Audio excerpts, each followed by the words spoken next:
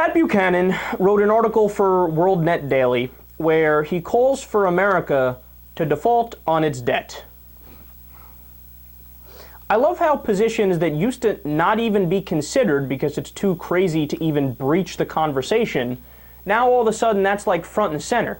And you have people who are so stupid that they write an article advocating that position and don't think for a second, well, maybe this will make me look like a absolute moron.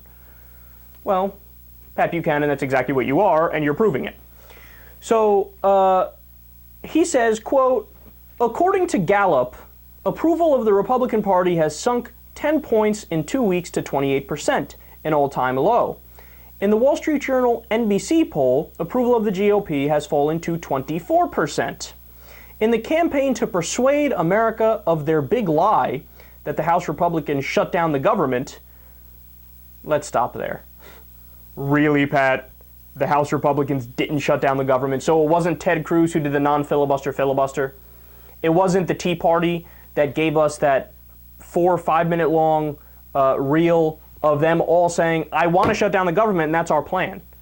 No, it was the Democrats made them do that, and the Democrats, they did a mind meld with Ted Cruz and made him do the filibuster and put us in a shutdown? That's what happened? But they try to rewrite history that happened like 2 weeks ago, right? We had eyes and ears and videotape 2 weeks ago. We know you caused the shutdown, but he's like, nope, it wasn't the Republicans that did it. It was the Democrats. Please, man, you're so stupid it hurts. He continues. The White House and its media chorus appear to have won this round.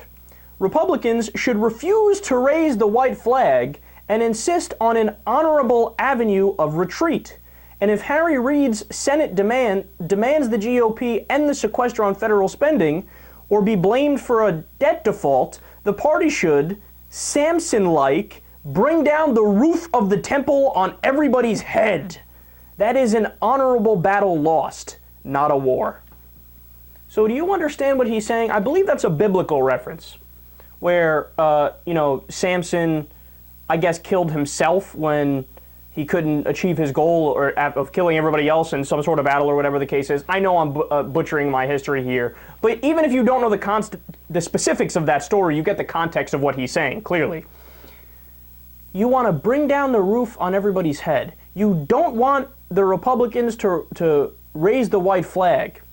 You want them to do the honorable thing and default on our debt and plunge us back into a recession and probably a depression, because I hate to tell you this, if you breach the debt ceiling, what follows soon after?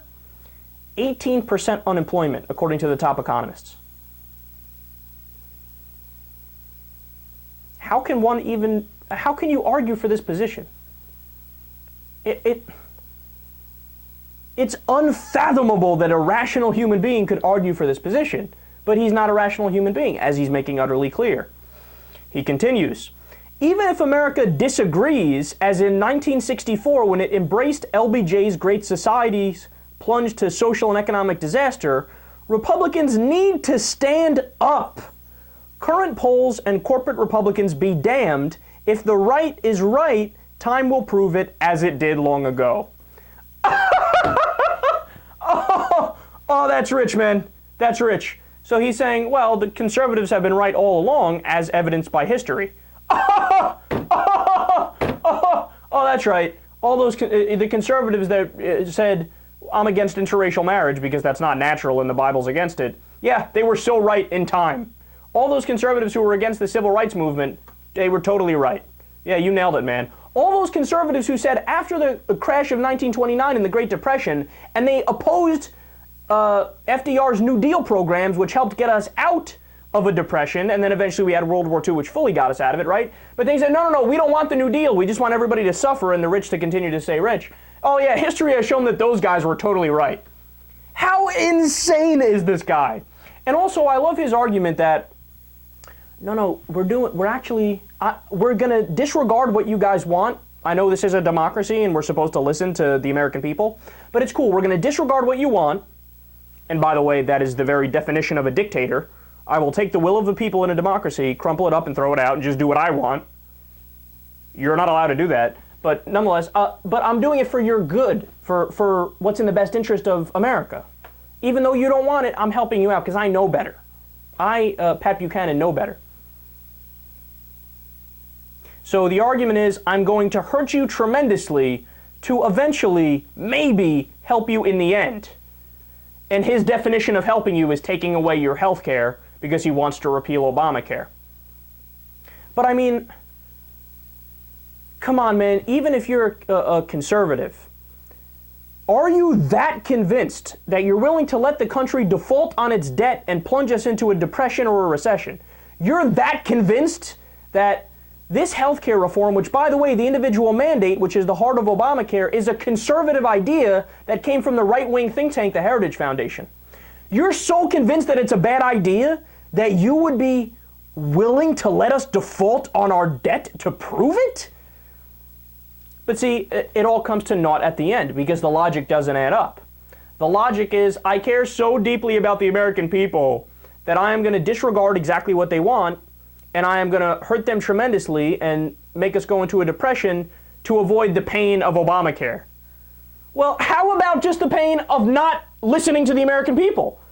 Averting democracy and becoming a dictatorship. There's no pain associated with that. Or how about the pain of the depression? There's no pain associated with that. But no, overlook the fact that I'm ignoring the will of the people and overlook the fact that I'm going to plunge us into a depression. And no, just trust me that Obamacare is bad and let me take the wheel. It is inconceivable that if a Democrat or a progressive wrote an article, if the roles were reversed, and it was the Democrats threatening default to get what they wanted, right? It is inconceivable that Pat Buchanan wouldn't be writing article after article decrying the Democrats, saying, these guys don't believe in democracy. They are trying to avert the will of the American people. The people have spoken in the last election, but they're willing to let us default to get their way. But when you flip the scripts, all of a sudden Pat Buchanan, all the appeals to democracy and the will of the American people, it's all out the window.